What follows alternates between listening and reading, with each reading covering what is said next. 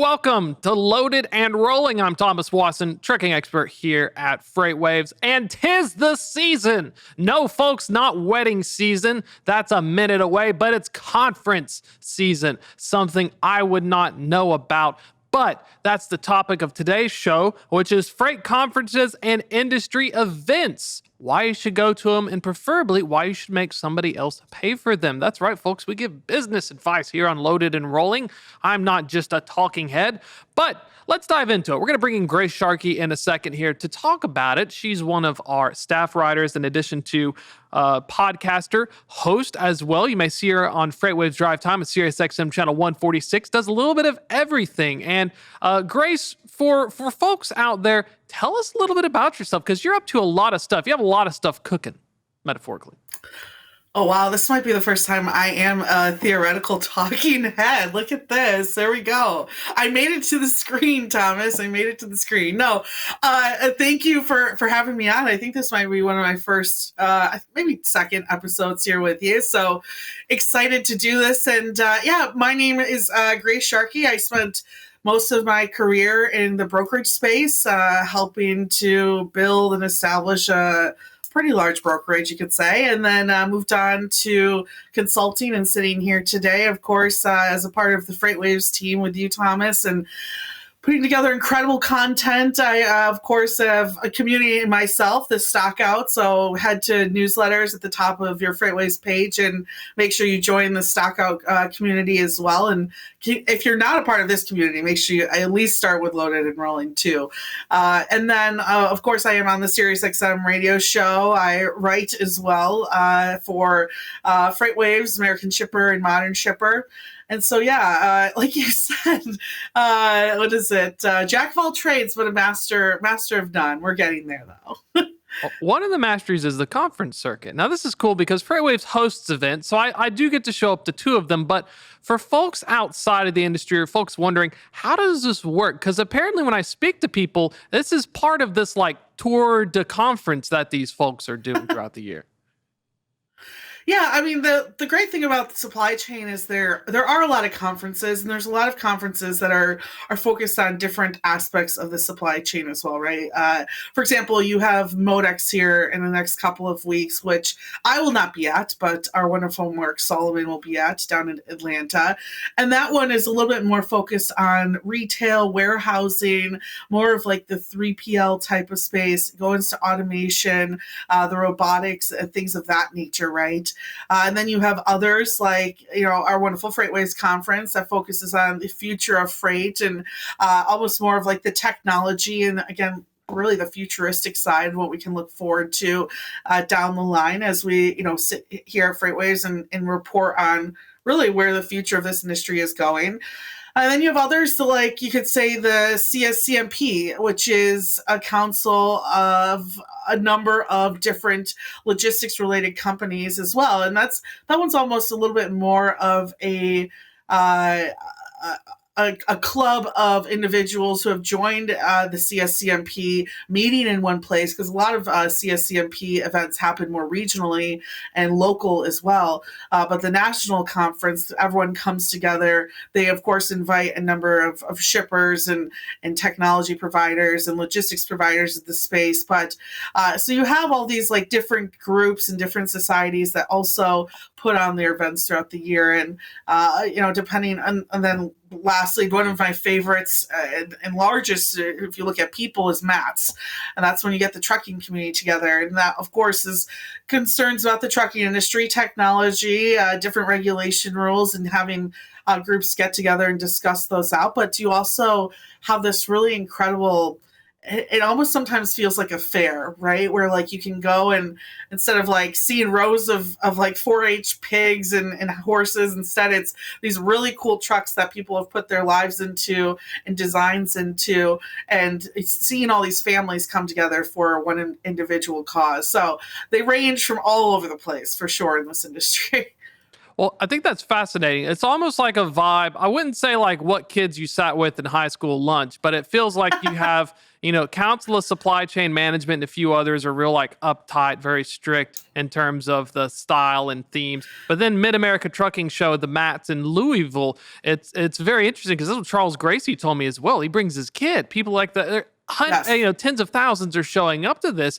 Does that mean that folks need to try and go to each anyway? Is that something you still shouldn't try to miss if you have the money? Or is there a specific like group to each one, like almost like the goth kids hanging out at a stoop or something, metaphorically? Yeah, I will say it's the value of money definitely is something to play into. If we went back a couple of years ago when everyone was raising millions of dollars, right? It was you'd see everyone at pretty much every event, but people I have noticed have started really making decisions on what they're going to based on what they're looking for. I mean, here a perfect example is food shippers, which is happening, I believe, right now. I mean, that event is very exclusive. It's difficult to get into. You have to kind of build your network into it. And people are there for a reason. Food shippers are there to figure out who's going to move their goods the following year. That's their focus and their point. So they don't want a certain individual coming around just to kind of waste their time. They're there for an actual procurement type of vision. And then you do have others that are, I'd say, a little bit more discussion heavy, right? It's more of we're coming together as a community to discuss what is coming up next or to display. And I would put FreightWaves events right there, right? That's why people come to us. They want to hear from high up executives what's happening in their supply chains. That's where you go. You come to a FreightWaves event to see Brad Jacobs tell you what your company needs to look like 5 years from now, right? And so I think, again, like if you're going to food shippers, then you're probably not bringing maybe a CEO. You're bringing your top level sales executives and the carrier reps with them who can have those discussions every day about how to actually take care of your freight. Where there's others where it's like your CEO and CTO will be there because they want to figure out how to stay competitive throughout the next decade and figure out, okay, if I have a brokerage, what margin do I need to be at? What are my competitors at? It's almost like more of a research situation than anything else. So I think, a lot of times I also feel like, and this is maybe a tip for companies out there too, a lot of these events I find some of the more maybe entry level or those who just joined the supply chain who are looking to learn more over time and maybe become an executive themselves. Like those type of events, like a FreightWaves event in particular, is a perfect way of like increasing their education without sending them back to a university to get a 4-year degree. Like for brokerages and even carrier companies out there, like if you have an all-star employee, instead of, giving them an extra vacation day, like get them a ticket for a FreightWaves event, have them come out and learn more about the actual industry, use these opportunities as not only, they'll get a chance to, of course, enjoy Chattanooga or Atlanta if you come to our June event and get to travel, but also travel and learn more about their role and about their company and what they should be focused on in the future as well. So yeah, there's different ways that you can spin it, but there are definitely some like food shippers, like others that are like, oh, we're here to sign the dotted line. And it kind of reminds me of there's also associations, TIA, Transportation Intermediaries, American Trucking Associations, ATA. So, outside of the specific one, are these also kind of like a mix, or do you have to be like an invite or a member or one that's specifically like a cool kids club just to see these compared to your other more accessible events? There are some events that you do have to get invited to. I see that actually more in like the technology space, like a McLeod event, right? It's like you're likely not going to go to a McLeod industry event unless you're using the product or you're interested in using the product, right? I would say the TIA one, yes, like they do look at membership as well. CSCMP is the same way. They look at your membership as well as you look to to enter that. So there are definitely associations where they're looking for actual members to come together, and happy enough, I actually am a member in both of those. So I forgot I was in the CSCMP until last year, but I will say I definitely a TIA member as well. That's actually, I took their Broker 101 class. And fun fact, Thomas, unlike TQL says, they don't teach you some of the maybe shady things within the industry. I can tell you that right there as someone who took the course as well. You got to learn that from a strong solo Sergey in Chicago. There's a different course for that. You got to pay up front in cash. There's some guy on TikTok that apparently you pay him 20 grand and he'll be on call 24/7. He has like he's I don't know if he's infamous or not, but he's on Instagram and TikTok. So pay to play. Yeah, I know G-Face. Yeah, G-Face. That's it. You can have G-Face teach you, or you can take a TIA course or a FreightWaves Academy. I would like to see a specific G-Face, a matchup. Have his own event. I can guarantee a G-Face related conference would have an extreme amount of parole officers standing outside. So probably not the best place to be at as well. Oh, that'd be a great event. If I'm a parole officer, I'm just going to check in on everybody while I'm at it. Cause they got to do it like once a month. So just give them a free invite and be like, hey, it's true. You been committing any crimes lately? Not yet, but here I go. Speaking of crimes, I didn't get invited to Manifest, but I also have to do work, so I can't have that. You went to Manifest. You're on panels. That was one of the big ones. I remember last year it was the Puppy Palace. Was it always in Vegas? Tell us. This was is it the first event that kicks it off for the season? Is this like the Triple Crown, or is it just one of the events? Yeah, I wouldn't. It almost feels like sometimes it ends it in a way. It is like a interesting part of the year, right? It's like we're kind of coming out of hibernation, or maybe getting deep into it, depending on where you live across the United States. For me, it's in the middle of hibernation. It's an interesting event in itself, just because it does include a number of shippers. Like, the one thing that's interesting about their panels is every panel has at least one, if not two, shippers on it. So when you are having these discussions, especially like as someone who writes about the technology, right? Like, there was one panel where I quite literally at some point said, okay, all of the tech providers out there, get your pen and paper out. What are you guys hoping that technology fixes? And like, it was very interesting to hear the shippers get into, and especially that panel was a number of like box food companies, right? So companies like HelloFresh, it wasn't HelloFresh on there, but companies like that were discussing literally things that just aren't available or wish were fixed through tech. So it is interesting because you get that aspect of things as well. And it's of course it's Vegas, so who doesn't love that? But you do get that like shipper sense a little bit more from it as well, which, it's really exciting to see. I think shippers are actually kind of paying attention to these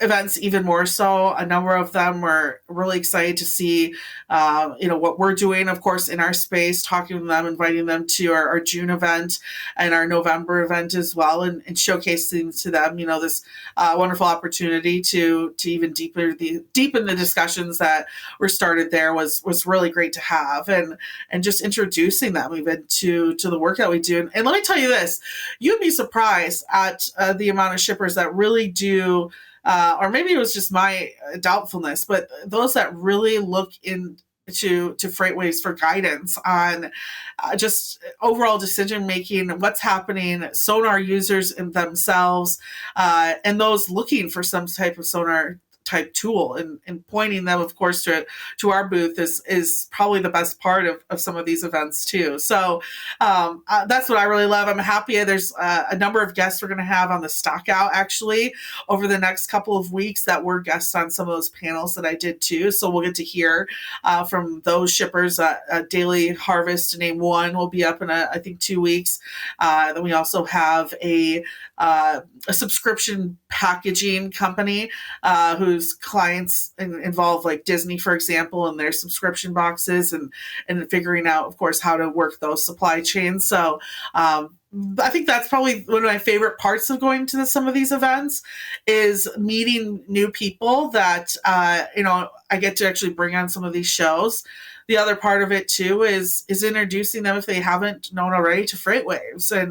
And so many of them love the fact that there's this like freight focused, including, you add the data side to it, company that's out there reporting like we do. So, and then also, to be honest with you, one of the biggest things that I took out of Manifest was so many people coming up to myself, to our booth, and saying like, there's no one doing what we do. And as someone, working in this space and working, like you said, in so many different areas of what FreightWaves is doing, it just makes me feel so proud to be part of this team with you, Thomas, with Mary, with everyone doing her here, and knowing that, there's some true value that we're bringing to this industry as well.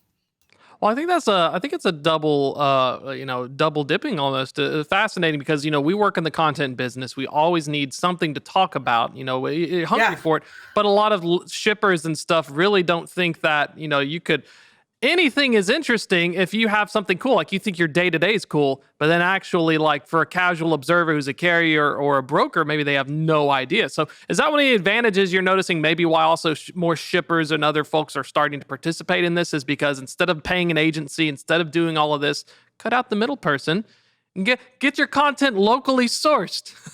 Free range. No, I mean, you're making a joke, a kind of a joke out of it. You're 1000% right. I mean, that's what, and let me tell you something. I love the technology companies out there, but there's always this like quiet level of proprietary technology that people kind of want to avoid talking about, right?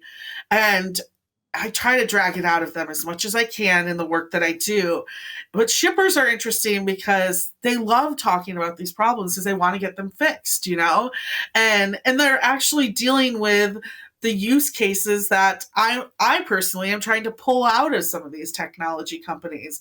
So when I'm listening to shippers and in that back and forth conversation, telling them, showing them that, like, listen, I know exactly what you're talking about. That's it's a main topic that we discuss on this show or some other show, or that we want to showcase even to the audience. We just haven't gotten a chance to. Like, that gets fun. I brought up the subscription box as our guest next week on the Stock Out on Monday. Like, this guy, his name is Paul. He is full on believes that every single company in the logistics space can and should have some type of subscription model. And I remember in part of the chat with him, bringing up, like, it's not even it's not even about should we be a subscription model or have some type of subscription model. It's what is your subscription model going to be and how come you haven't implemented it yet. So you can check out the next episode of the Stock Out. We'll get into that as well. But it's just interesting to, like, some of these. If you think there's some like personalities here, maybe at FreightWaves or some of our guests as well, thinking of like Matt Leffler and others out there. There's some hidden ones in the shipper space as well. That's what we got to find. That's part of the mining. And I think that talks a lot about the evolving nature of media. And that's fascinating because I know we're plugging FreightWaves as one of the few that does this hybrid approach. We're also doing multimedia, mixed media. Folks listening to this podcast are also hearing a business trade journal doing a podcast that's informative content. But for your traditional legacy, where's the transport topics or the landlines and the other stuff? Is this something that just it's outside of the wheelhouse of the traditional? Because you're a staff writer as well. You have a hybrid career path and you came up through operations. Is this something that maybe legacy media just very stuck in the lane and they're just like, all I'm going to do is write, let the other stuff, I'm kind of curious because it feels like money's left on the table, metaphorically. Yeah, it's interesting you bring that up because I think, one, it does take a lot of capital put on these events. So I think that's a big part of this. And that's why we have such a wonderful whole piece of FreightWaves, right? Of people like Haley Fazio and everyone on that team who puts their time and effort into bringing sponsors and putting these events together. So I think to say, I mean, right, like we've had our own, as a company, even a company that does events by itself. If you, I don't know if you were here at that time, but that exists. And so it's a lot more work than I think people think. And I think because of FreightWaves and the connections that we have, it's maybe a little bit easier for us to put that together. But probably the more I learn is like a lot of these events, are about what happens afterwards, right? The connections that happen, of course, sponsorships that happen. And this is almost kind of like that. This is where we shake hands, but we move forward, right? As partners, remembering the good times we had at these events. And I think I wanted to give an example of, I think it was Trailer. Yeah, it's Trailer Transpo. I'm pulling them up here. And that's one of the examples I really like to give with Brittany and her team about how a carrier was able to start going to these events and then turn it into something to where they were able to actually develop their business. You really don't see that a lot anymore. Even at places like Matt's, it's almost like you're consuming, but you're not always building necessarily. I'm so happy you brought up Brittany and her company. And she is a perfect example of someone who invests the time, especially, honestly, she puts a lot of it on FreightWaves as well. Invests in a conference, invests in series, listens, builds connections, and moves forward with her business. I mean, for anyone who, I'm sure, I think you've had her on the show before, like Brittany, the first time I met her, she was, I think, 1 or 2 person entity looking to figure out how to build a carrier, a trucking company, but considering the technology in this space. And I mean, if you go to her website now, right, she talks about not only the tech that she leverages at her company, she's very tech driven, but she's also listening to a lot of our wonderful fireside chats. Like, one of the biggest things that she does on her website, she explains, these are the lanes that we are good at, and this is what we run. How many times have we had, Adam Wingfield on or other carrier executives on to talk about the fact that you don't run all 48 states? That's insane. Why are you telling people that exists?